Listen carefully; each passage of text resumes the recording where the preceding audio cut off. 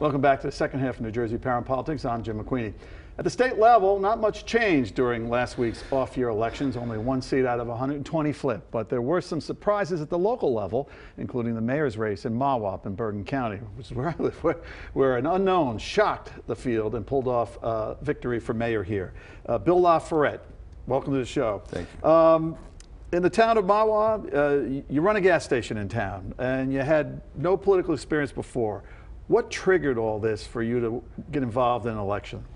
Well, you know, our mayor had passed away, and it provided, you know, it was a somber moment, but it provided an opportunity for me because what I heard from my customers, they wanted to change. They wanted a businessman to run, and, you know, so I'm kind of the bartender of the municipality. You kind of be there all the time, available, accessible. Curse or a blessing, but I take it as a blessing because, you know, start to hear it from people. It's part of my DNA to understand people. And the results are there. What were you hearing? I guess your focus groups would be construed as maybe being at the gas pump talking to people. What were you hearing? Anything that compelled you to run for office? I really think people just asking for a simple, I want to be a part of it. I want to understand government. And, you know, they're getting a globally feeling of, you know, politics versus what really is going on. You know, how can we really affect change? So, and that's where I stepped in, so it worked out. All right, now having never run an election before, you walk into, and Mawap's not a small town here, and geography is very big. Where did you start when you decided, or actually what made you decide? Well, you know, it's my town, so I don't see it as the big town, but it is a big town. And it's a big challenge, but you know, I saw it you know, everybody wants to win, everybody wants to succeed. And we started out, of course, you go through your family and the gyrations one way or the other, start to talk to close friends, and all of a sudden you get a response. And the response was overwhelming, and it grew as a grassroots sort of uprising of people saying, yeah, this is a good idea, this fits, and we can do this. And an uprising against what? I mean, you might think it's an uprising for you, let's say, but what was the uprising about? What was the issue? Down at the league, many people said, and I alluded to earlier in the show, a lot of mayors, they're frightened not just because it's difficult to balance a budget, but if anything happens in taxes that increase, even if it's the state's fault, let's call it here, and they met their cap, voters still take vengeance upon them, and they're out the door. So there's almost panic in politics right now about this. Well, you know, I'm a businessman, not a politician, and our notion of politician, you know, it doesn't bode well. It's not the most popular thing out there.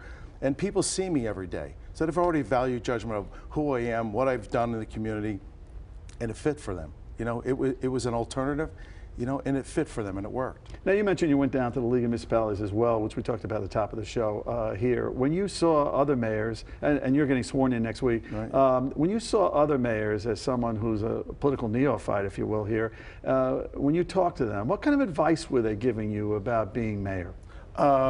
Congratulations, welcome. You know, they're very positive and very supportive. You know, I think they probably started out kind of in a place where I was, you know, at some point in time. Optimistic, yeah. But, you know, hey, listen, everybody wants to think they can do a better job. That's part of business. You know, if you buy a new business, you think you buy it on the premise we can do better. And that's where I am right now, thinking we can get in there and do better. You know, they're very supportive. I think that there's quite a camaraderie amongst mayors that want to see everybody, because I think we're all kind of going to be in the same game.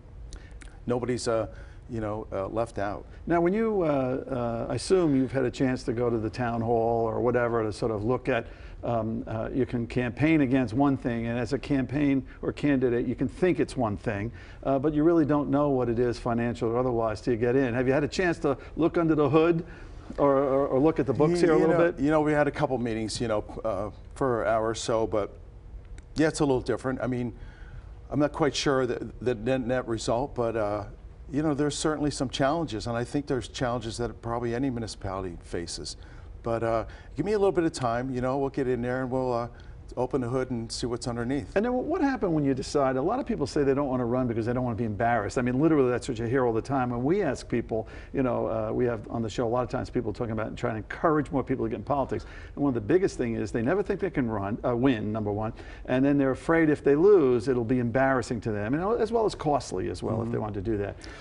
Now, when what went into your mind when you were thinking about running, having never run for office before? See, I didn't get that memo. Yeah, okay. I didn't get that, and you know, I understand that owning a business right in the center of town, yeah, there's a lot of things you consider. You know, I've heard over time, geez, you have a business, you shouldn't put a campaign sign out, oh my God, and these different things. But, you know, I really wasn't conscious of that. You know, once you decided to do it, I didn't let that tie me down. I didn't let that hold me back. And, you know, here we are. And yeah, there were some stressful things out there, but you get what through did you see when you were in the midst of the campaign? I mean, people say politics is dirty, politics is whatever, and that's another thing that discourages them. They go, oh, I don't want to be criticized, you know, I don't want my name besmirched and that type of thing, the usual roughness of New Jersey politics. Did you run into any of that? Well, yeah, you know, the internet's a perfect example. There's, you know, our little local patch AOL product is a great thing. It's provided a lot of information. I think it's really given me a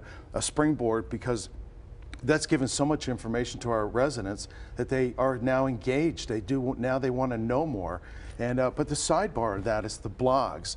And yeah, it's have at it, you know, and kind of didn't expect some of the things there, and you do grow a thick skin, but trust me, it's a part of it. But I don't think it should discourage anybody. No dirty campaign tricks, things like that done? Yeah, sure, there was a share, but I tell you what, you know, I look back after our campaign, and it's easy because we've won. But we don't regret anything, because we felt like the people just wanted us to state the facts, expose them to the ideas, and move forward.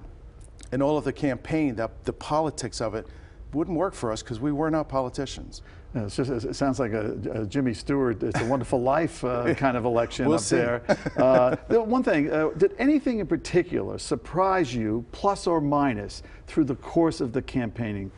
You know what was surprising to me? The science of an election, the amount of money it takes, and the science of it.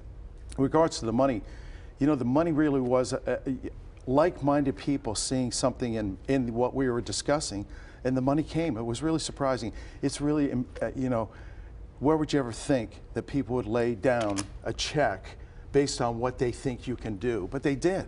And that was wonderful. Did you run into the resistance of everybody, as they say, when you knock on the door and you say that equivalent when you're a candidate for office, I'm here from the government, I'm here to help you, and they slam the door in your face? Well, you know what? You know what? Listen, premise is that they've come and they've seen me for 34 years on my corner, so they already have some preconceived notion I'm bucking the tide. You might be lucky that the gas prices didn't go up to $4 a gallon during that campaign, Bill. For sure. All right, Bill Laforet, new mayor of Mahwah. All right, coming up next, do state leaders have what it takes to find middle ground? Stay with us as we continue here on New Jersey Power and Politics.